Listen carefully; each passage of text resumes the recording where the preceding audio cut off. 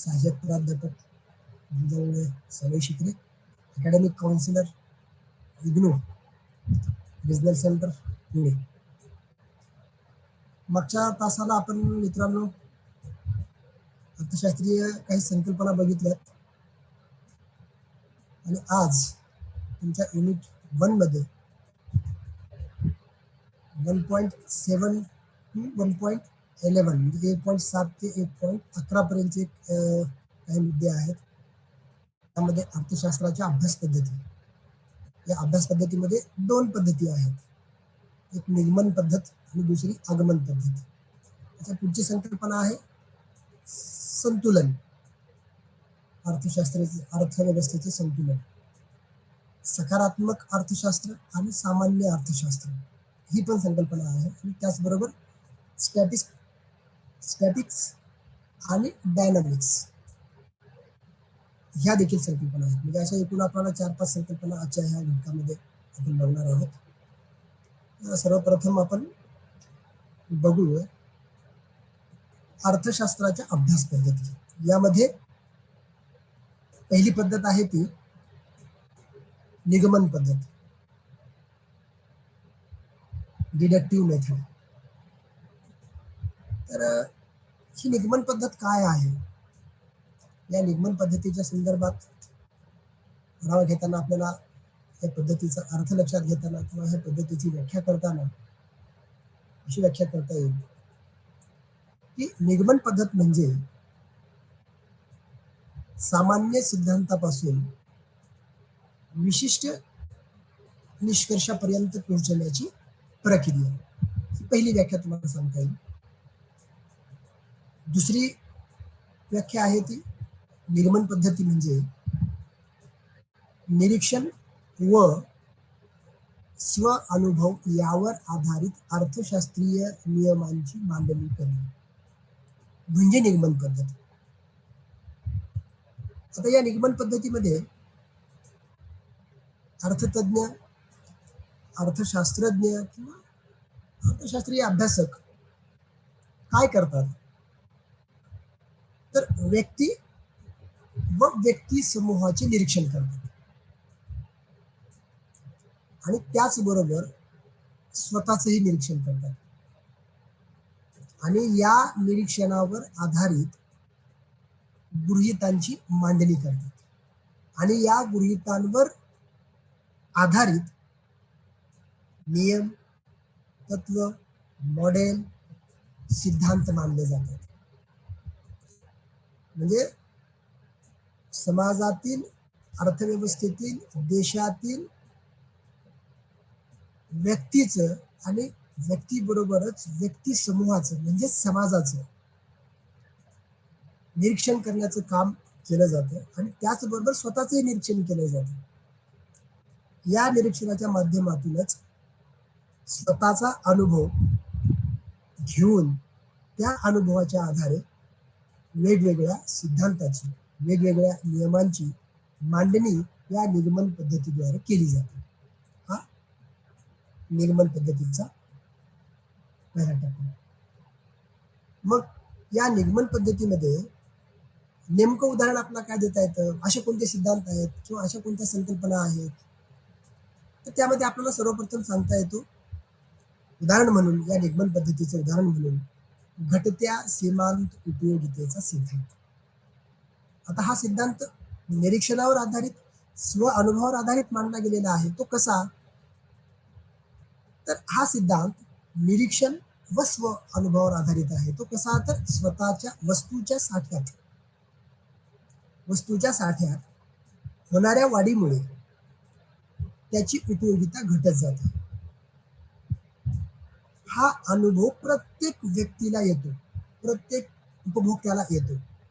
एखाद्या वस्तूचं एखादा उपभोक्ता सेवन करत असेल आणि तो सेवन करत असताना जसजशी त्याच्या सेवनाची नगसंख्या वाढत जाते तशी तशी त्याला त्यापासून मिळणारी उपयोगिता किंवा त्याला त्यापासून मिळणारं समाधान हे कमी कमी होत जातं.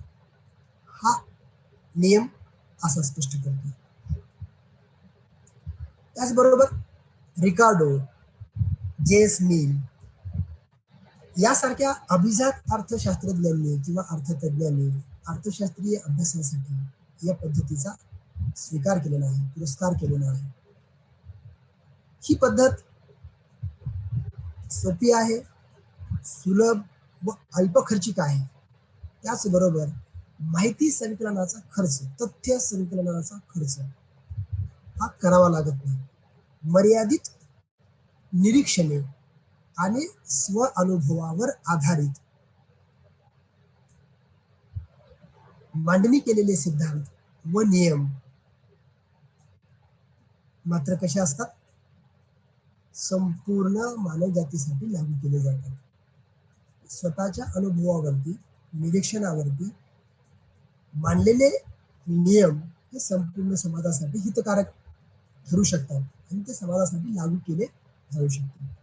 थोडक्यात काय सांगायचं त्याच्यामध्ये, तर विशेषीकरणाकडून सामान्यीकरणाकडे जाणारी ही अशी पद्धत आहे. म्हणजे याकरता काय, तर प्रयोगांची आवश्यकता नसते. अचूक आणि निर्दोष निरीक्षण हाच या पद्धतीचा पाया, अशी ही निगमन पद्धत आहे. ही पद्धत सोपी देखील आहे, सुलभ आहे, कमी खर्चिक आहे व अल्प वेळेत ती पूर्ण होणारी आहे. यासाठी अर्थशास्त्रज्ञांकडे काय असावं लागतं किंवा त्या अभ्यासकाकडे काय असावं लागतं, या निगमन पद्धतीच्या आधारे जर तुम्हाला अभ्यास करायचा असेल किंवा सिद्धांत मांडायचा असेल, एखादा नियम मांडायचा असेल, तर त्या अभ्यासकाकडे किंवा त्या अर्थतज्ञाकडे किंवा त्या अर्थशास्त्रज्ञाकडे अचूक निरीक्षण पद्धती, अचूक निरीक्षण शक्ती, निरीक्षण करण्याची, चुकीचं निरीक्षण होणार नाही अशी ती क्षमता असली पाहिजे. त्याचबरोबर त्या निरीक्षणाबरोबर तर्कशुद्धता, तुम्हाला तर्क लावता आला पाहिजे. ती तर्कशुद्धता देखील असावी लागते आणि परफेक्ट तर्कशुद्धता. या पद्धतीची हे गुणवैशिष्ट्ये आहेत आणि ही गुणवैशिष्ट्ये असली तरी या पद्धतीमध्ये, या निगमन पद्धतीमध्ये काही दोष किंवा काही मर्यादा दिसून येतात. त्या पद्धतीला मर्यादा आहे. या पद्धतीमध्ये प्रयोगाला वाव नाही. कारण प्रयोगाला वाव नाही याचा अर्थ काय, तर सायन्समध्ये म्हणजे विज्ञानामध्ये जसे प्रयोगशाळेमध्ये प्रॉपर प्रयोग केले जातात, एखाद्या वनस्पतीचा, एखाद्या प्राण्याचा अभ्यास केला जातो, तसं या निगमन पद्धतीच्या आधारे सिद्धांताची मांडणी करताना, तथ्य संकलन करताना, माहिती गोळा करताना संपूर्ण समुदाय, संपूर्ण समाज, व्यक्ती हीच एक ह्या पद्धतीची प्रयोगशाळा आहे. त्याच्यामुळे त्या प्रयोगाला भाव नाही. व्यक्तीलाच जाऊन भेटणे, त्याच्याशी चर्चा करणे, त्याची मुलाखत घेणे, त्याच्याबरोबर त्याचं ऑब्झर्वेशन करणे, निरीक्षण करणे, ही पद्धती आहे. आणि मानवी वर्तनाचं जे मानवी वर्तनाचे जे नियम आहेत ते अल्प परीक्षणावर आधारित असतील तर त्याचे सामान्यीकरण करणं चुकीचं होतं, चुकीचं ठरलं होऊ शकतं. या पद्धतीने मांडलेल्या अर्थशास्त्रीय प्रतिमानांची अंमलबजावणी केली तर धोका निर्माण होऊ शकतो. का धोका निर्माण होऊ शकतो, तर समाज हाच प्रयोगशाळा आहे, व्यक्ती हीच प्रयोगशाळा आहे, समुदाय हीच प्रयोगशाळा आहे आणि या व्यक्तींचं ऑब्झर्वेशन करताना, निरीक्षण करताना, परीक्षण करताना अतिशय चोखपणे, अतिशय तर्कशुद्ध बुद्धीने करून जर त्या तत्वांची मांडणी केली आणि त्याचं सामान्यीकरण केलं तर हित होऊ शकतं. पण अल्पशा निरीक्षणावर, अल्पशा अभ्यासावर, अल्पशा तुमच्या तर्कबुद्धीवर जर ते नियम आपण लागू केले तर त्याचा धोका निर्माण होऊ शकतो. तर ह्या निगमन पद्धतीचे काय टप्पे आहेत, तर पहिला टप्पा आहे तो प्रक्रिया. सामान्य गृहीतक किंवा सिद्धांताची मांडणी करणे, त्यावरून तर्कशुद्ध निष्कर्ष काढणे, त्याच्याबरोबर निष्कर्षाची वास्तविक जगात चाचणी घेणे. म्हणजे रिअल जगामध्ये नेमकं काय होतंय, उपभोक्ता हा कसा वावरतोय किंवा त्याची चॉईस किंवा त्याची निवड, त्याची पसंती काय आहे, याचा जर तुम्हाला मागोवा घ्यायचा असेल तर त्याचं पहिल्यांदा सामान्य गृहीतक लक्षात घ्यावं लागतं. म्हणजे सामान्य गृहीतक किंवा सिद्धांताची मांडणी करणे, त्यावरून तर्कशुद्ध निष्कर्ष काढणे आणि निष्कर्षाची वास्तविक जगाच्या मध्ये चाचणी घेणे, ते चाचपून पाहणे. या निगमन पद्धतीचं वैशिष्ट्य काय आहे, तर वरून खाली येणारा दृष्टिकोन, याचा टॉप टू डाऊन असा तो अप्रोच आहे त्याचा. तर्कशुद्ध विचारसरणीवर आधारित सिद्धांताचे परीक्षण करण्यासाठी वापरले जाते. आता याचं उदाहरण तुम्हाला काय सांगता येईल अजून? सर्व माणसे, तसे गृहीतक मानताना सर्व माणसे, सर्व व्यक्ती हे मरणशील आहेत, हे एक सामान्य गृहीतक आहे. सर्व माणसे मरणशील आहेत म्हणजे प्रत्येक व्यक्ती हा मृत्यू पावतो, हे एक सामान्य गृहीतक आहे. तर तसं सॉक्रेटिस एक माणूस आहे, ती विशिष्ट माहिती, म्हणून सॉक्रेटिस मरणशील आहे, हे तुमचं गृहीतक. आणि याचं डिस्कशन तुम्हाला काय काढता येतो तर अर्थशास्त्रातील वापर.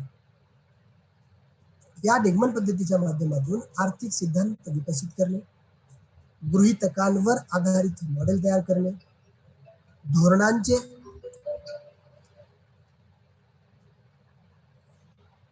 सिद्धांताचे परीक्षण करण्यासाठी म्हणजे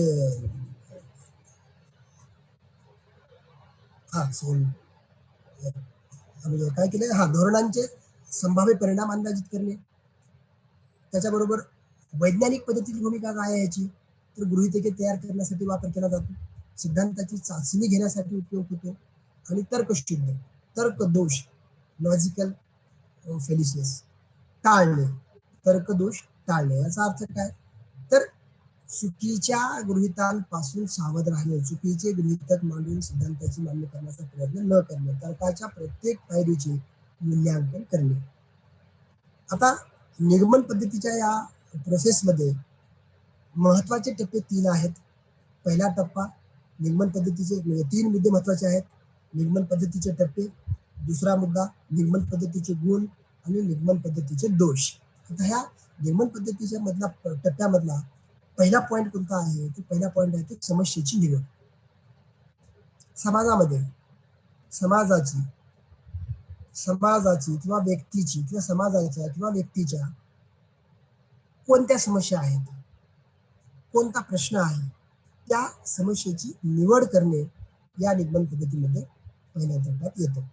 आणि दुसरा मुद्दा आहे तो, दुसरा टप्प्याच्या टप्प्यामधला दुसरा मुद्दा आहे तो गृहीतकांची मांडणी. गृहीत परिस्थिती लक्षात घेणे, म्हणजे आपण बघतो अर्थशास्त्रीय सिद्धांताची मांडणी करताना प्रत्येक सिद्धांतामध्ये इतर परिस्थिती कायम असताना उपभोक्त्याच्या उत्पन्नात बदल झाल्यास किंवा वस्तूच्या किमतीत बदल झाल्यास, ती वाढ असेल किंवा घट असेल, उत्पन्नातली वाढ असेल किंवा घट असेल, तर असा उपभोक्त्याच्या उपभोगावर परिणाम होतो किंवा उत्पादकाच्या उत्पादकतेवर परिणाम असा होतो किंवा बाजारावर अशा पद्धतीचा परिणाम होतो, असे सिद्धांत आपण बघतो. म्हणजे अशा पद्धतीची गृहीतकाची मांडणी करणे. इतर परिस्थिती कायम असताना. आता धोरणांचे संभाव्य परिणाम अंदाजित करणे,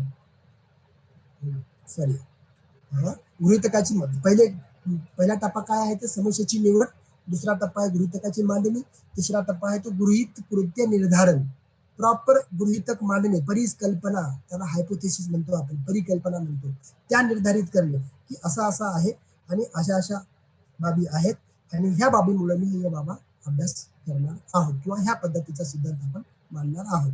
उदाहरणामध्ये पुण्यामधल्या गरिबीचा तुम्हाला अभ्यास करायचा आहे, तर कोणत्या भागामध्ये झोपडपट्टी आहेत, ज्याला आपण स्लम एरिया म्हणतो, कोणत्या भागात गरीब वस्त्या आहेत, त्या शोधून काढणे आणि त्याच्या आधारे त्याचा अभ्यास करणे. त्याचबरोबर गृहीत कृत्य तपासणी, जे तुम्ही काय गृहीतक मानले की पुण्यामध्ये 50% लोक गरीब आहेत, 50% लोकांना शिक्षण मिळत नाही, 50% लोकांना, फलाना टक्के लोकांना या सुविधा मिळत नाहीत, हे जे तुम्ही गृहीतक मांडलेले आहेत, तर ते खरेच गृहीतक सत्य आहेत का याची तपासणी तुम्हाला करता आली पाहिजे. त्यासाठी गृहीतकाची तपासणी हा त्याचा महत्वाचा टप्पा आहे. आणि त्याच्यानंतर सामान्यीकरण, म्हणजे समस्येची निवड तुम्ही केली, गृहीतकाची मांडणी केली, गृहीत कृत्य निर्धारण केलं म्हणजे निश्चित केलं, आणि त्या गृहीत कृत्याच्या निर्धारणावरती माहिती गोळा केली, तथ्य संकलन केलं, त्याचं विश्लेषण केलं आणि त्याच्या आधारे गृहीत कृत्याची तपासणीही केली, हायपोथेसिस टेस्टिंग केलं आणि याच्यानंतर मग सिद्धांताची मांडणी केली. तो सिद्धांत संपूर्ण समुदायासाठी, संपूर्ण समाजासाठी, संपूर्ण जगासाठी तो कसा लागू केला जाईल, तो लागू होईल का, ह्या बाबीला सामान्यीकरण असं म्हणतात. म्हणजे हा सामान्यीकरणाचा शेवटचा टप्पा ह्या निगमन पद्धतीच्या माध्यमातून मांडण्यात येणाऱ्या संकल्पनेचा टप्पा. त्याच्यानंतर निगमन पद्धतीचे दोष, गुण. पहिल्यांदा बघूयात गुण. कमी खर्चिक. निगमन पद्धतीद्वारे खर्च कमी येतो. कमीत कमी वेळेमध्ये तुम्हाला तो डेटा, तुमचं ऑब्झर्वेशन, निरीक्षण आणि तुमचा तर्क या बुद्धीवर तुम्ही ती माहिती गोळा करू शकता. त्याच्यानंतर कमीत कमी वेळेमध्ये पूर्ण. या पद्धतीच्या माध्यमातून तुम्हाला कमीत कमी वेळ लागतो, वेळेच जास्त खर्च करावा लागत नाही. गणितीय सूत्रांचा वापर म्हणजे मिळवलेली माहिती तक्त्याच्या आकृतीच्या साहाय्याने तुम्हाला ती विश्लेषित करता येते. म्हणजेच काय, गणितीय सूत्रांचा वापर करता येतो. आणि मर्यादित प्रयोगक्षमता म्हणजे तुम्हाला प्रॉपर प्रयोगशाळेसारखे प्रयोगशाळेमध्ये जाऊन करण्यात येणारे प्रयोग तसे प्रयोग करण्याची गरज नाही. कारण ह्या पद्धतीमध्ये प्रयोगाला वाव नाही. समाज हाच प्रयोग आहे, समुदाय हाच प्रयोगशाळा आहे. म्हणून प्रयोगशीलतेला इथे मर्यादा आहेत. त्याच्यानंतर निगमन पद्धतीचे दोष. आता सदोष, पहिला दोष काय आहे तर सदोष गृहीतकांचा धोका. म्हणजे अचूक गृहीतक तुम्हाला मांडावे लागतात. जर चुकीचं गृहीत तुम्ही मांडलं असेल तर समोरचं तुमचं संपूर्ण सिद्धांत, संपूर्ण नियम हा चुकीचा ठरू शकतो. म्हणून तो एक धोका आहे. म्हणजे प्रॉपर अचूक तुम्हाला ते घेरता आलं पाहिजे. त्या पद्धतीचंच गृहीतक तुम्हाला मांडता आलं पाहिजे त्या निगमन पद्धतीच्या माध्यमातून. हा पहिला दोष.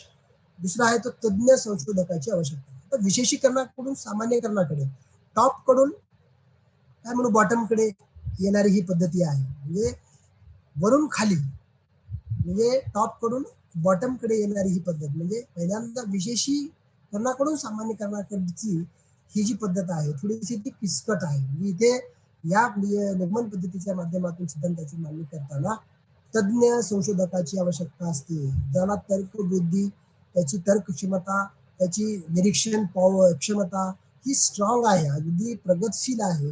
अशा अभ्यासकाच्या माध्यमातूनच या पद्धतीद्वारे अभ्यास तुम्हाला करता येतो. त्यानंतर वैश्विक उपयोजनातील मर्यादा आणि या निगमन पद्धतीच्या माध्यमातून त्याची उपयोगिता, त्याचं सामान्यीकरण संपूर्ण समाजापर्यंत तुम्हाला करता आलं पाहिजे. पण ते थोडंसं कठीण आहे. म्हणून हा एक दोष आहे. स्थैतिक पद्धती म्हणजे प्रत्येक वेळी जुन्या सिद्धांताला सोबत घेऊन नव्याने सिद्धांताची मांडणी केली जाते. परंतु इथे काय होतं, ह्या निगमन पद्धतीमध्ये ही पद्धती स्थैतिक आहे, थोडीशी न्यूट्रल आहे. म्हणजे प्रत्येक वेळी नवीन संकल्पना आणि नवीन निरीक्षण, नवीन तथ्य, नवीन मांडणी, नवीन संकल्पना अशा पद्धतीचं हे इथे दिसून येते. म्हणून ही एक याच्यामधला आपल्याला दोष दिसून येतो. निगमन पद्धतीच्या दोषामध्ये पहिला दोष सदोष गृहीतकांचा धोका, तज्ञ संशोधकांची आवश्यकता, वैश्विक उपाययोजनातील मर्यादा आणि स्थैतिक पद्धती असे 4 दोष तुम्हाला 3-4 दोष सांगता येतात. आता दुसरी पद्धत आहे ती तुमची आगमन पद्धती, इंडक्टिव्ह मेथड. आगमन पद्धती म्हणजे काय तर या संदर्भात आपल्याला सांगताना सांगता येईल की आगमन पद्धती म्हणजे तथ्य संकलन, तथ्य मांडणी आणि विश्लेषणावर आधारित अर्थशास्त्रीय नियमांची अथवा सिद्धांताची मांडणी करणे होय. म्हणजे या पद्धतीमध्ये अर्थशास्त्रज्ञ प्रथमतः तथ्याचे म्हणजेच माहितीचे संकलन करतात, माहिती गोळा करतात आणि दुसऱ्या टप्प्यात संकलित केलेल्या माहितीची संख्याशास्त्रीय पद्धतीने मांडणी करतात आणि संख्याशास्त्रीय तंत्राच्या सहाय्याने माहितीचे विश्लेषण करतात आणि त्यानंतर शेवटच्या टप्प्यात निष्कर्ष काढले जातात. आता या सर्व प्रक्रियांमधून जे निष्कर्ष बाहेर येतात किंवा येतील त्याची इतरत्र म्हणजे पडताळणी केली जाते आणि शेवटी त्याचे रूपांतरण अर्थशास्त्रीय नियम किंवा सिद्धांत यामध्ये केले जाते. त्याचं उदाहरण तुम्हाला काय सांगता येईल तर आपल्या भारतामध्ये दर 10 वर्षांनी केली जाणारी जी जनगणना आहे ही जनगणना ह्या आगमन पद्धतीच्या माध्यमातून आपल्याला लक्षात घेता येते. या पद्धतीलाच संख्याशास्त्रीय पद्धत असे म्हटलं जातं. त्याच्यानंतर रोचर, हिल्डरब्रँड, फ्रेडरिक लिस्ट अशा इत्यादी अर्थशास्त्रज्ञांनी या पद्धतीचा पुरस्कार केला आणि ही पद्धत कशी आहे, किचकट आहे, वेळखाऊ आहे, खर्चिक आहे, अशी त्यांनी टीकाही केली. परंतु या टीकेची बाजू आपण जर बाजूला ठेवली, तर अधिक विश्वसनीय, अधिक विश्वासार्ह, अधिक वास्तवदर्शी व पुराव्यावर आधारित तथ्य संकलन जे केलं जातं आणि त्या अनुषंगाने जी सिद्धांताची मांडणी केली जाते, ती खऱ्या अर्थाने महत्वपूर्ण ठरते. तर ही बाब आगमन पद्धतीमध्ये घडते. म्हणून ही आगमन पद्धती आपल्याला टीकेच्या बाजूकडे दुर्लक्ष करता येतं. म्हणजे अभ्यासासाठी निवडलेल्या घटकांची प्रत्यक्ष माहिती घेऊन त्याचे विश्लेषण करून काढलेल्या निष्कर्षामुळे या पद्धतीला अधिक महत्व आहे, अधिक वास्तविक, अधिक महत्वपूर्ण नियम व सिद्धांत पडताळणीची सोय आहे. पुराव्यावर आधारित अशी या पद्धतीची गुणवैशिष्ट्ये आहेत. म्हणजे जे काय असेल ते काल्पनिक काही नाही, पुराव्यावर आधारित आहे, प्रत्यक्ष ऑब्झर्वेशन आहे, प्रत्यक्ष सिद्धांताची मांडणी आहे, प्रत्यक्ष त्याचे गृहीतक तपासणी आहे. त्यामुळं काय होतं तर धोरण निर्मितीमध्ये, पॉलिसी मेकिंगमध्ये या पद्धतीचा अतिशय महत्वपूर्ण उपयोग होतो. या पद्धतीमध्ये अर्थशास्त्रज्ञांकडे तटस्थता, विश्लेषण आणि अर्थ लावण्याची क्षमता, अर्थ अन्वयनता, संयम आणि निधी म्हणजे अशा अनेक बाबी असाव्या लागतात. म्हणजे तथ्य संकलन हाच या पद्धतीचा पाया आहे, हे महत्वाचं आहे. म्हणजे असं असलं तरी या पद्धतीमध्ये लागणारा दीर्घ कालावधी, मोठा वेळ, मोठ्या प्रमाणावरील पैसा, निधी आणि तज्ञ व्यक्तींची, तज्ञ अभ्यासकांची गरज, यामुळे या पद्धतीला थोड्याशा मर्यादा येतात. म्हणजे अर्थशास्त्रज्ञांचा पूर्वग्रह सुद्धा, म्हणजे ऑलरेडी काही अभ्यासकाच्या मनामध्ये चुकीच्या संकल्पना आहेत, चुकीचे गृहीतक आहेत, चुकीची काहीतरी तत्वे आहेत, तर मग या पद्धतीवर थोडेसे परिणाम करू शकतात. म्हणून निगमन पद्धतीपेक्षा आगमन पद्धतीद्वारे केला जाणारा अभ्यास किंवा मांडले जाणारे सिद्धांत, तयार केले जाणारे मॉडेल, नियम हे अधिक वास्तवदर्शी असतात, हे आपल्याला नाकारता येत नाही. आता ह्या आगमन पद्धतीचे काय टप्पे आहेत, तर पहिला टप्पा आहे तो निरीक्षण, दुसरा टप्पा आहे तो गृहीत कृत्य मांडणी, तिसरा आहे तथ्य संकलन, चौथा आहे विश्लेषण आणि अर्थ अन्वयन, आणि पाचवा आहे तो गृहीत कृत्य तपासणी. जिकडे निगमन पद्धतीमध्ये देखील असे 4-5 मुद्दे आहेत त्या पद्धतीच्या टप्प्यांमध्ये, पायऱ्यांमध्ये. तर प्रथमतः या निगमन पद्धतीमधला निरीक्षण, म्हणजे जी काही समस्या असेल, जो काही समुदाय असेल, जी काही अर्थव्यवस्था असेल, तिचं अगदी बारकाईने निरीक्षण करणे आणि त्या निरीक्षणाच्या आधारे गृहीत कृत्य मांडणे आणि त्या गृहीत कृत्याच्या मांडणीच्या आधारेच त्या गृहीत कृत्याला अनुषंगून त्या पद्धतीची प्रश्नावली तयार करणे किंवा त्या पद्धतीचे काय माहिती गोळा करणे, म्हणजे तथ्य संकलन करणे आणि तथ्य संकलनाच्या आधारेच त्या माहितीचं विश्लेषण करणे आणि त्या विश्लेषणावरच्या आधारे त्याचा अर्थ लावणे आणि त्याचा अर्थ लावून प्रॉपर वास्तवदर्शी परिस्थिती अशी आहे का, म्हणजे आपण जे गृहीत कृत्य मांडलेले आहेत ते गृहीत कृत्य या वास्तव परिस्थितीला धरून आहेत का आणि हे खरंच सत्य आहे का, याची तपासणी करणे आणि त्याच्यानंतर मग त्या सिद्धांताचं सार्वत्रिकरण करणे, सामान्यीकरण करणे, तो समाजाला तो सिद्धांत किंवा तो नियम, ती संकल्पना ह्या समाजाला कशा पद्धतीने सर्वत्र, सर्व अंगाने, सर्व बाजूने कशी लागू पडते, कशी लागू पडेल, या संदर्भात त्याचं सामान्यीकरण करणे, हे झाले त्याचे टप्पे. त्याचबरोबर दुसरा त्याच्यातला भाग आहे तो आगमन पद्धतीचे गुण. आता पहिला गुण काय आहे, तर तथ्य संकलनावर आधारित माहिती गोळा केलीच जाते. म्हणजे अतिशय या आगमन पद्धतीचा बेसिक जो पाया आहे तो तथ्य संकलन. माहिती गोळा केल्याशिवाय पुढचे पाऊल उचलले जात नाहीत. ही माहिती सत्य स्वतःच्या निरीक्षणावर आधारित किंवा काही ऑब्झर्वर नेमून, काही संकलित करणारे अभ्यासक नेमून तो डेटा, ती माहिती जो काही प्रश्न असेल, जी काही समस्या असेल, त्या संदर्भातली तुम्हाला ती मांडणी करायची आहे.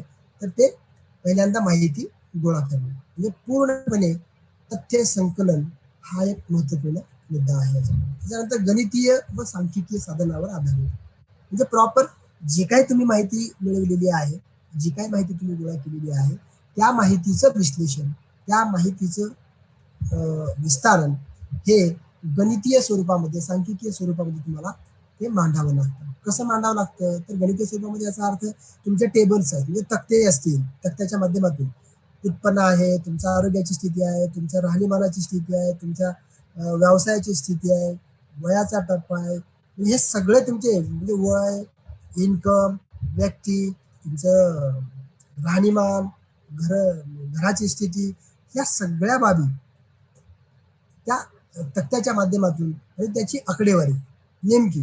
उदाहरणामध्ये समजा तुमच्या कुटुंबाची तुम्हाला माहिती मिळवायची आहे, तर तुमच्या घरात किती व्यक्ती राहतात, किती व्यक्ती कमावतात, किती व्यक्ती कमावते नाहीत, किती व्यक्तीचं शिक्षण सुरू आहे, किती व्यक्तींनी शिक्षण सोडलेलं आहे, किती व्यक्ती तुमच्या एकूण कुटुंबाचा तुमच्या आरोग्यावर होणारा खर्च किती किती आहे, एकूण तुमच्या कुटुंबाचं इन्कम किती आहे.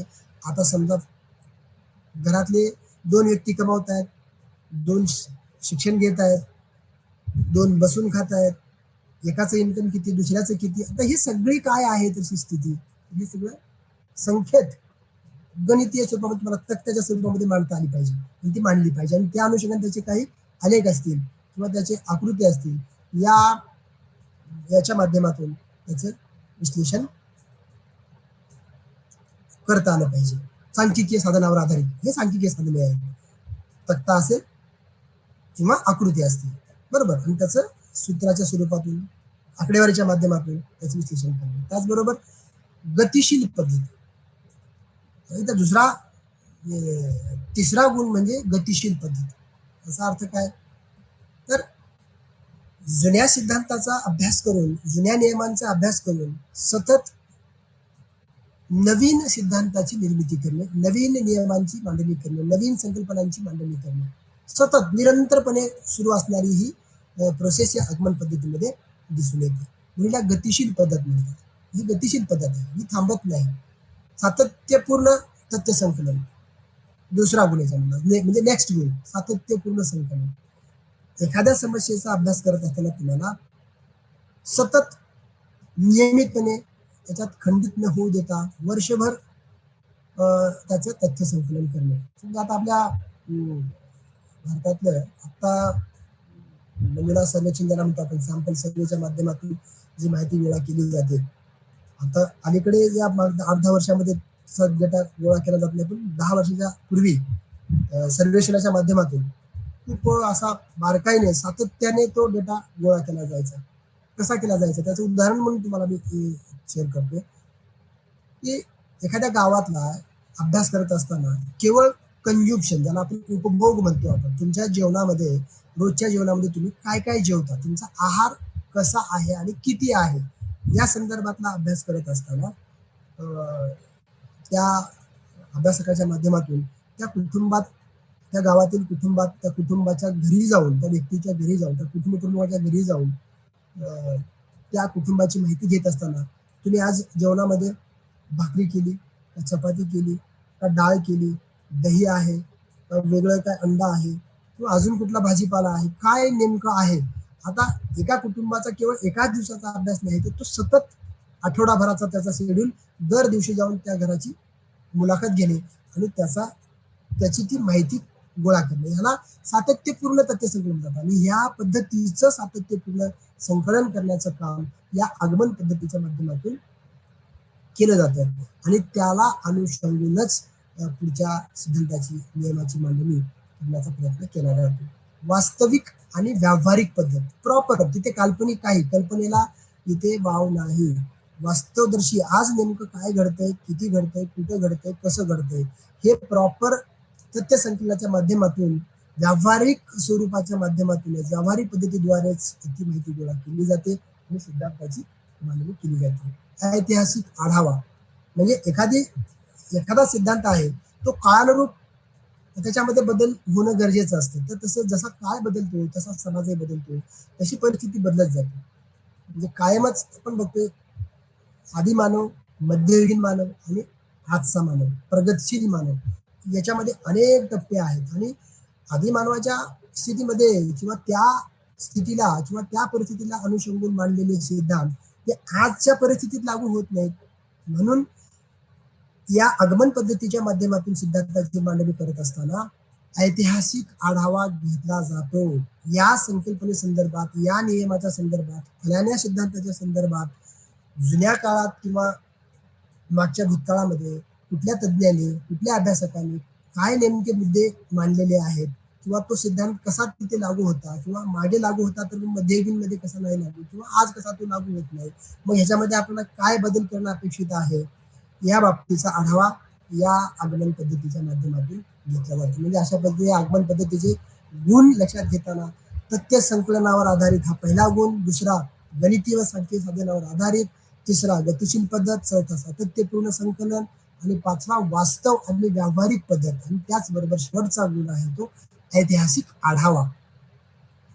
आता या आगमन पद्धतीचे दोष पण काय लक्षात घ्यावे लागतात. तर मर्यादित तथ्य संकलन, तथ्याचे अर्थ अन्वयन, अतिशय कठीण आणि गुंतागुंतीची पद्धत, खर्चिक आणि वेळखाऊ, नियंत्रित प्रयोगशीलतेची मर्यादा. आता प्रत्येक पद्धतीच्या संदर्भात काही ना काही दोष, टीका, मर्यादा हे सांगितल्या जातात.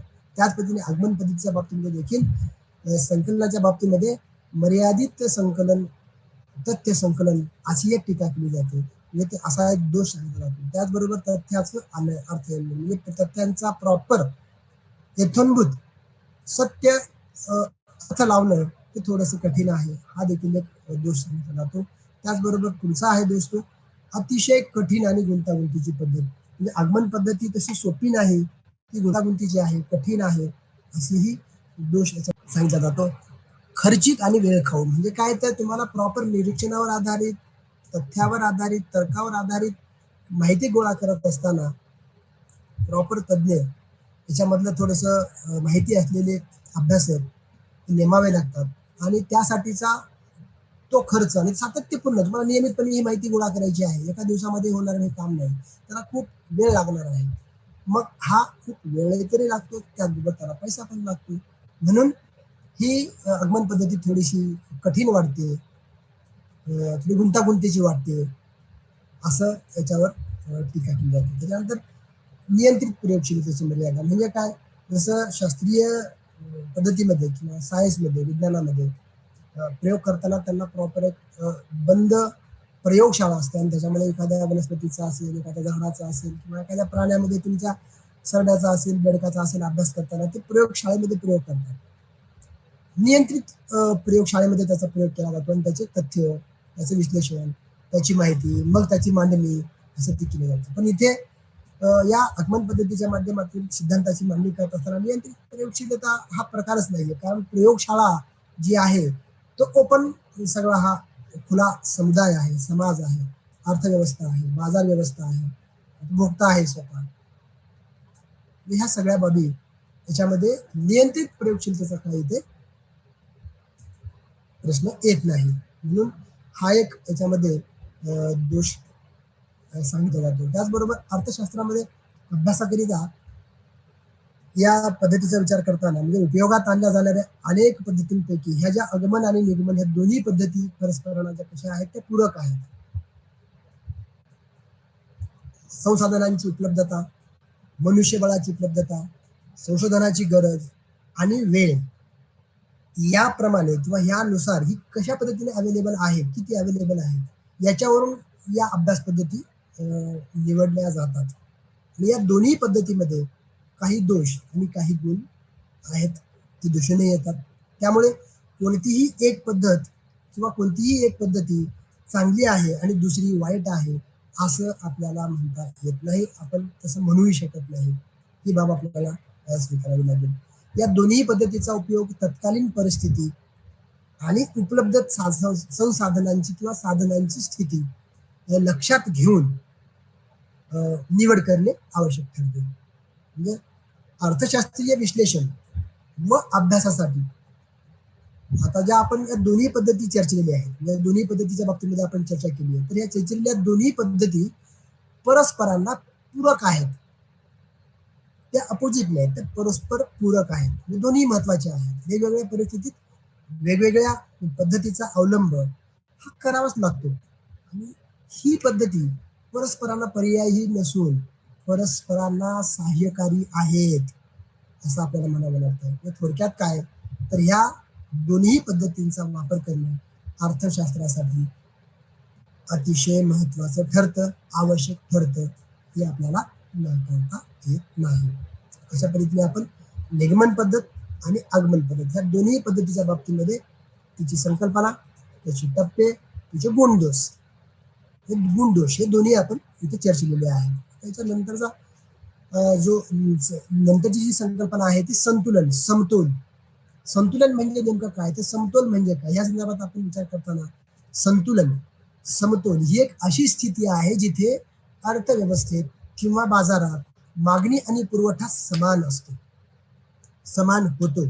ही एक महत्वाची आर्थिक संकल्पना आहे जी बाजार कसा कार्य करतो, जी बाजार कसा कार्य करतो आणि किमती बाजारामध्ये कशा निश्चित होतात हे समजण्यासाठी संतुलन किंवा समतोल ही संकल्पना मदत करते.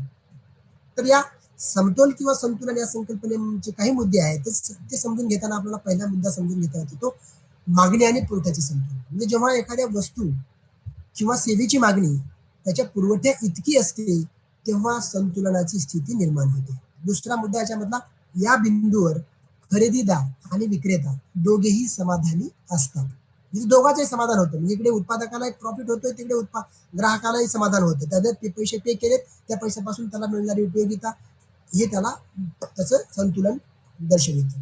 संतुलन किंमत दुसरा मुद्दा याच्यामध्ये, ज्या किमतीवर मागणी आणि पुरवठा समान असतो त्याला संतुलन किंमत म्हणतात. या किमतीवर अतिरिक्त पुरवठा किंवा तूट नसते. चौथा मुद्दा, गतिशील स्वरूप. म्हणजे वास्तविक अर्थव्यवस्थेत संतुलन नेहमीच बदलत असते. बाह्य घटक जसे की तंत्रज्ञानातील बदल असेल, सरकारी धोरणे असतील किंवा ग्राहकांच्या पसंती असतील, म्हणजे ह्या बाबी संतुलनावर परिणाम करू शकतात. पाचवा मुद्दा याच्यामधला संतुलनाच्या संकल्पनेमधला बाजाराच्या शक्ती, बाजारामधल्या शक्ती. जर किंमत संतुलनापेक्षा जास्त असेल तर अतिरिक्त पुरवठा होतो, त्यामुळे किमती खाली येतात. किंमत जास्त असेल तर पुरवठा अधिक येतो, उत्पादक जास्त वस्तू बाजारामध्ये आणतात आणि त्याच्या किमती कमी होतात. जर किंमत संतुलन किमतीपेक्षा कमी असेल तर मागणी जास्त होते, कारण स्वस्त होत आहेत वस्तू, चला आपण जास्त मागणी करूयात, आणि त्याचा परिणाम काय होतो, उलट किंमत वाढते. पुढचा मुद्दा याच्यामधलाच, या बाजार शक्ती नैसर्गिकरित्या किमती संतुलनाकडे नेतात. सहावा मुद्दा याच्यामधला, आर्थिक धोरणामधील महत्व. संतुलनाचं आर्थिक धोरणामधलं काय महत्व आहे, तर सरकार आणि मध्यवर्ती बँका नेहमी आर्थिक संतुलनावर प्रभाव टाकण्यासाठी धोरणे तयार करतात.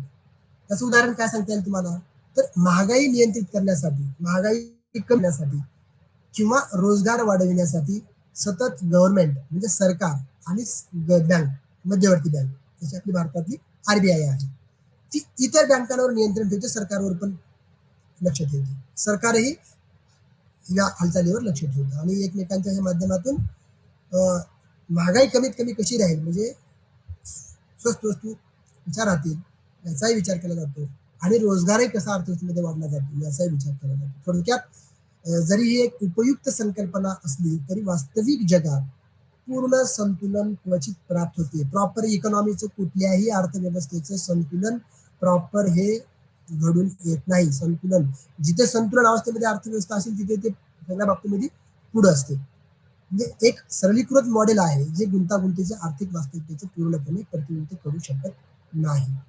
अशा पद्धतीची ही संतुलन अवस्था आहे. थोडक्यात काय, तर तुमची अर्थव्यवस्था संतुलन अवस्थेमध्ये असेल तर ती अगदी व्यवस्थित आहे, म्हणजे ती प्रगतिशील आहे, ती विकसित आहे, प्रत्येकाच्या अपेक्षा ह्या पूर्ण होत आहेत, तिथे अस्थिरता नाहीये, स्थिरता आहे असा त्याचा अर्थ होतो. संतुलन अवस्था ही स्थिरतेची अवस्था असते.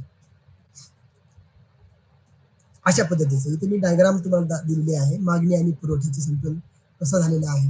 इकडे किंमत ओ वाय अक्षावरती किंमत आणि ओ एक्स अक्षावरती मागणी दाखवलेली आहे. ई बिंदू जो आहे तो संतुलन बिंदू आहे. डी हा वक्र मागणीचा वक्र आहे. एस वक्र याचा वक्र पुरवठ्याचा वक्र आहे. बाजारातली किंमत 3 रुपये असताना इथे मागणी आणि पुरवठा 300 नगाचा आहे. 300 नगाची मागणी आहे आणि 300 नगाचा पुरवठा होते. म्हणजे ई बिंदू हा संतुलन अवस्थेचा बिंदू आहे आणि बाजारातली किंमत किती रुपये आहे? 3 रुपये आहे, असा त्याचा आहे. आता पुढची संकल्पना आहे ती सकारात्मक अर्थशास्त्र आणि सामान्य अर्थशास्त्र. Positive variance नॉर्मेटिव्ह economics versus नॉर्मेटिव्ह economics. Positive versus नॉर्मेटिव्ह economics म्हणजे सकारात्मक अर्थशास्त्र आणि सामान्य अर्थशास्त्र. सकारात्मक अर्थशास्त्र आणि सामान्य अर्थशास्त्र हे दोन भिन्न दृष्टिकोन आहेत जे अर्थव्यवस्थेचा अभ्यास करतात. म्हणजे सकारात्मक अर्थशास्त्र काय आहे तर वास्तविक आर्थिक घटना आणि व्यवहाराचे वर्णन करते, काय आहे यावर लक्ष केंद्रित करते, तथ्यावर आधारित विश्लेषण करते, मूल्य निर्णय टाळते, वैज्ञानिक पद्धतींचा वापर करते. त्याचबरोबर सामान्य अर्थशास्त्र काय आहे, नॉर्मल इकॉनॉमिक्स काय आहे तर ते आदर्श आर्थिक परिस्थिती सुचवते, काय असावे यावर लक्ष केंद्रित करते. सामान्य अर्थशास्त्र काय आहे यापेक्षा काय असावे आणि काय असणं अपेक्षित आहे याच्याकडे लक्ष देते. त्याचबरोबर मूल्यांकनावर आधारित शिफारशी करते, नैतिक निर्णय समाविष्ट करते, तत्वज्ञान आणि नीतिशास्त्राचा वापर करते. थोडक्यात सकारात्मक अर्थशास्त्र व वस्तुनिष्ठ निरीक्षणे करते तर सामान्य अर्थशास्त्र आदर्श परिस्थिती सुचवते. म्हणजे दोन्ही दृष्टिकोन महत्वाचे असून एकमेकांना पूरक आहेत असं आपल्याला म्हणता येतं. सकारात्मक अर्थशास्त्र आणि सामान्य अर्थशास्त्रामधला हा फरक आपल्याला लक्षात येतो. आता महत्वाची संकल्पना आहे ती सूक्ष्म अर्थशास्त्र व स्थूल अर्थशास्त्र. आता इथे 1.9 म्हणजे 1.9 ही जी संकल्पना आहे ती, आता सुरुवातीला आपण अर्थशास्त्राची ओळख या बाबतीमध्ये लक्षात घेताना म्हटलं होतं की अर्थशास्त्राच्या दोन महत्वाच्या शाखा आहेत, त्या मायक्रो इकॉनॉमिक्स आणि मॅक्रो इकॉनॉमिक्स. त्यालाच आपण मराठीमध्ये सूक्ष्म अर्थशास्त्र व स्थूल अर्थशास्त्र असे म्हणतो. सुरुवातीला आपण सूक्ष्म अर्थशास्त्र म्हणजे काय या संदर्भात थोडस लक्षात घेऊयात. याचा अर्थ काय तर हे बघ, सूक्ष्म अर्थशास्त्र इंग्रजीमध्ये काय म्हटलं जातं, मायक्रो इकॉनॉमिक्स हा पर्यायी शब्द वापरला जातो. बरोबर.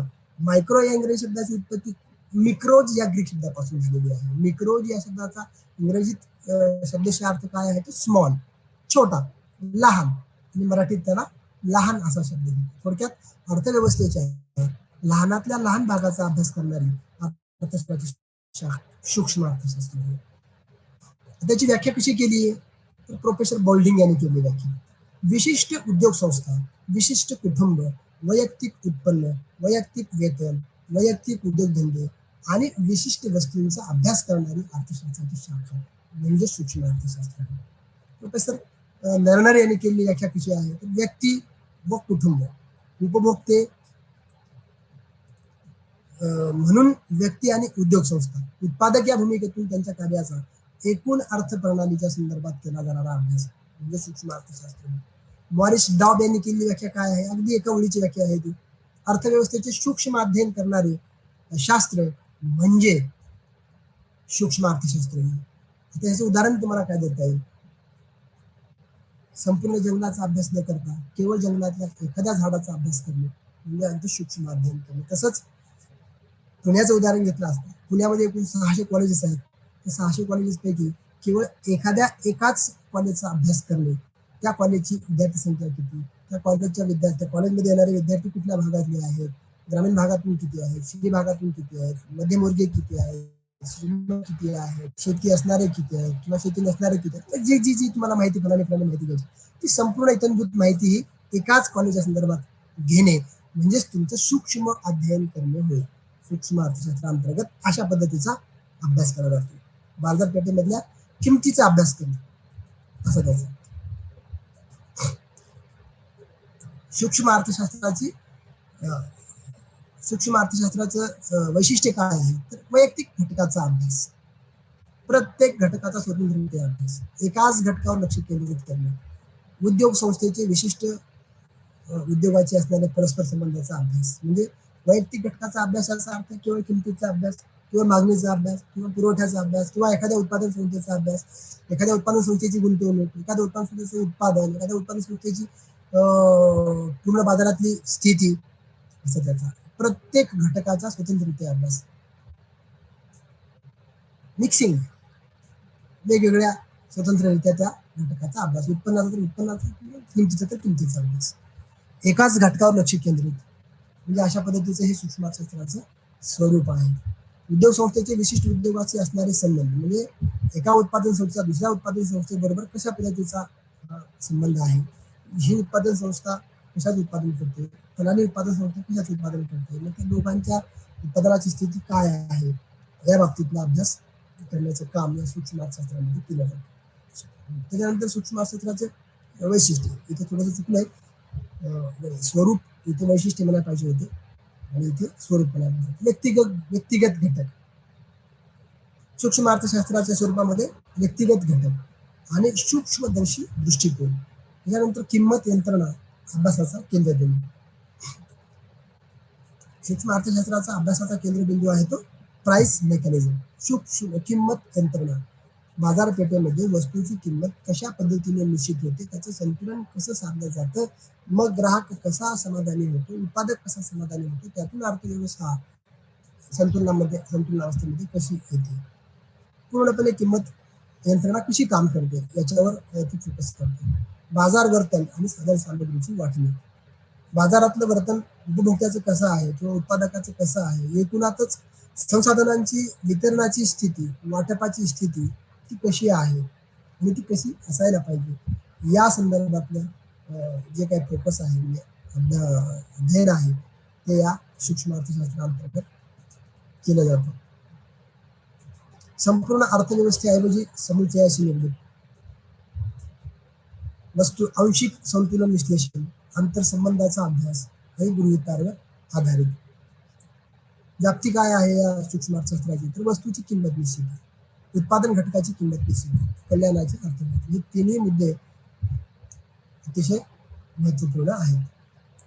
तर वस्तूची किंमत निश्चित, बाजारपेठेमध्ये आपण बघतोय कुठल्याही वस्तूची किंमत निश्चित होताना एकीकडे मागणी आणि दुसरीकडे पुरवठा, हे दोन घटक महत्वाचे ठरतात, महत्वपूर्ण ठरतात. काहीतरी बाजारातली वस्तूची किंमत निश्चित होताना उपभोक्त्याचं बिहेवियर, म्हणजे उपभोक्त्याची वर्तणूक, उपभोक्त्याची पसंती, उपभोक्त्याचं उत्पन्न, उपभोक्त्याच्या प्रॉपर खर्च करण्याची तयारी आणि त्याचबरोबर बाजारपेठेमधली पर्यायी वस्तू, पूरक वस्तू, या सगळ्या वस्तू लक्षात घ्याव्या लागतात आणि त्या अनुषंगाने वस्तूची किंमत निश्चिती, मागणी किती आहे, पुरवठा किती आहे, त्यांना संतुलन याच्यावर फोकस हे सूक्ष्म अर्थशास्त्र करतात. उत्पादन घटकांची किंमत निश्चिती, बाजारपेठेमध्ये भूमी, श्रम, भांडवल, संयोजक हे 4 उत्पादन घटक मेजर लक्षात घेतले जातात.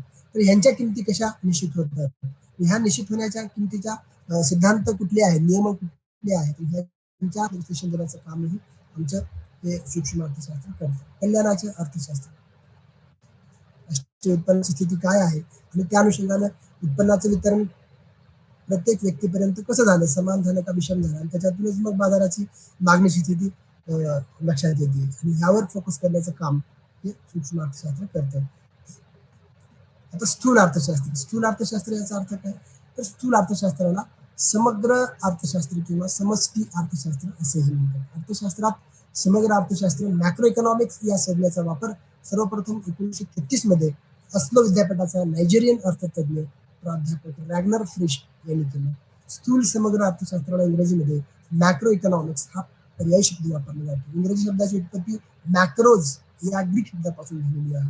मॅक्रोज या शब्दाचा अर्थ लार्ज आणि मराठीत मोठा असा होतो. स्थूल किंवा समग्र अर्थशास्त्र हे समग्र पातळीवरील, एकूण रोजगार, एकूण उत्पादन, एकूण राष्ट्रीय उत्पन्न अशा इत्यादीचा अभ्यास करते.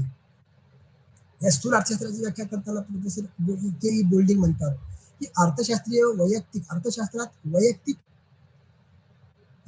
बाबीशी संबंधित नसून, स्थूल अर्थशास्त्र हे वैयक्तिक बाबीशी संबंधित नसून ते अशा परिणामाच्या समुच्चयाशी संबंधित असते ज्याचा संबंध राष्ट्रीय उत्पन्न, सर्वसाधारण किंमत पातळी आणि राष्ट्रीय उत्पादनाशी असतो. राष्ट्रीय उत्पन्न उत्पन्न, सर्वसाधारण किंमत पातळी आणि राष्ट्रीय उत्पादनाशास्त्र. ऑक्ले यांनी केलेली व्याख्या कशी आहे?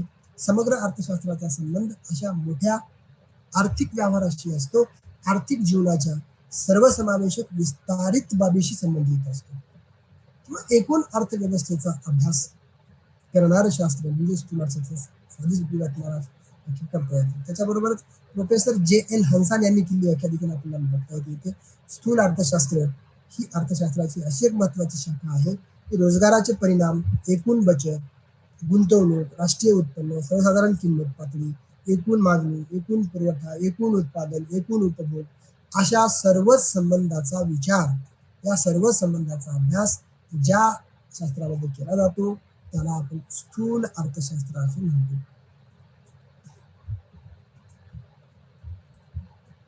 अशा पद्धतीचे हे स्थूल अर्थशास्त्र आणि सूक्ष्म अर्थशास्त्र याच्यामधला आपल्याला फरक लक्षात घेता येतो. तिकडे किमतीचा अभ्यास करतो, इकडे उत्पन्नाचा अभ्यास करतो. तिकडे वैयक्तिक किंमत पातळी, इकडे एकूण राष्ट्रीय उत्पन्न, एकूण उत्पन्न पातळी, एकूण रोजगार पातळी, एकूण गुंतवणूक पातळी याचा अभ्यास स्थूल अर्थशास्त्रामध्ये होतो. तिकडे एक उत्पादन संस्था, किंमत याचा अभ्यास केला जातो. हा बेसिक त्याच्यामधला फरक आपल्याला लक्षात घेता येतो.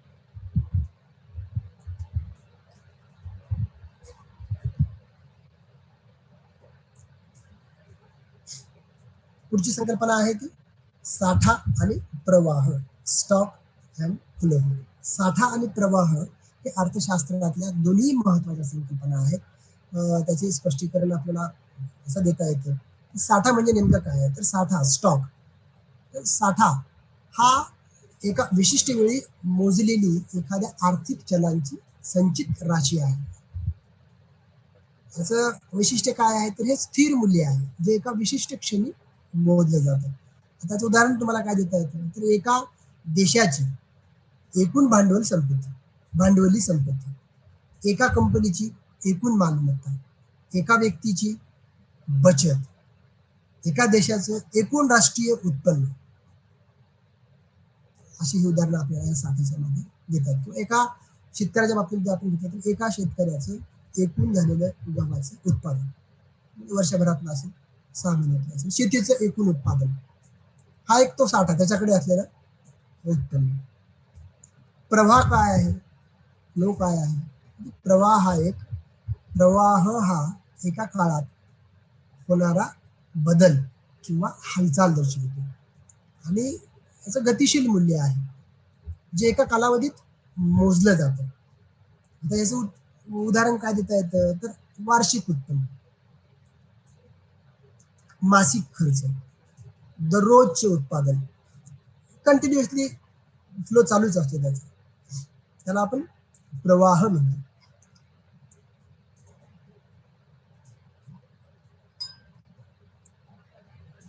साठा आणि प्रवाह यांच्यामधला काय संबंध नाही, यांच्यामध्ये संबंध कसा आहे? त्याचे संबंध आपण लक्षात घेताना काय सांगता येतो? तर प्रवाह साठ्यात बदल घडून आणतो. उदाहरणामध्ये काय? मासिक बचत. प्रवाह एकूण बँक बॅलन्स, साठा वाढविते. बरोबर. प्रत्येक महिन्याला बचत करणाऱ्या व्यक्ती आपल्या मिळणाऱ्या आपल्या एकूण उत्पन्नाचा काही भाग बचतीसाठी म्हणून राखून ठेवला जातो. तीच बचत बँकेमध्ये प्रत्येक महिन्याला जाऊन डिपॉझिट केली जाते किंवा ती भरली जाते. त्यावेळी ही प्रवाहाची बाब आहे आणि एकूण बँकेचा बॅलन्स काय होणार आहे? ते साठ्यामध्ये रूपांतरित होणार आहे, असा त्याचा अर्थ. प्रवाह साठ्यात बदल घडवून आणतो. साठा हा संचयित प्रवाहांचा परिणाम असू शकतो. त्याचं उदाहरण काय देता येईल तुम्हाला?